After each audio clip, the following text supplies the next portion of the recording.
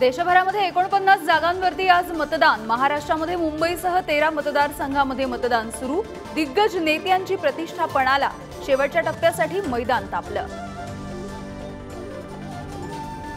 पाचव्या टप्प्यातही इतर राज्यांच्या तुलनेमध्ये महाराष्ट्रामध्ये सर्वात कमी मतदान। सकाळी 11 वाजेपर्यंत महाराष्ट्रामध्ये केवळ 15.93% मतदान।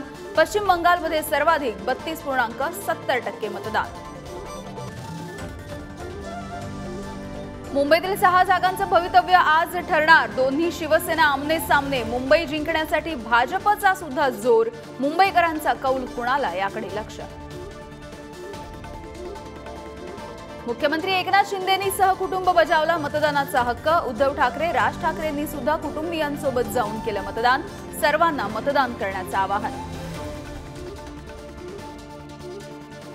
मुंबईमध्ये संजय राऊत आणि पोलिसांमध्ये बाचाबाची। कार्यकर्त्यांना ताब्यात घेतल्यावरून वाद। डोंबिवलीमध्ये सुद्धा शिंदे आणि ठाकरेंच्या पक्षाचे कार्यकर्ते आमने सामने। तर नाशिकमध्ये भगवे कपडे परिधान केलेल्या साधूंना पोलिसांनी घेतलं ताब्यात।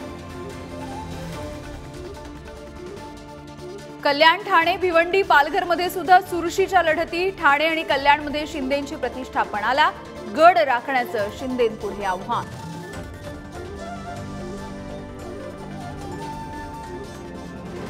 उत्तर महाराष्ट्रातील 3 मतदारसंघांमध्ये आज मतदान। नाशिकमध्ये तिरंगी लढत तर दिंडोरीमध्ये भारती पवार यांची प्रतिष्ठा पणाला।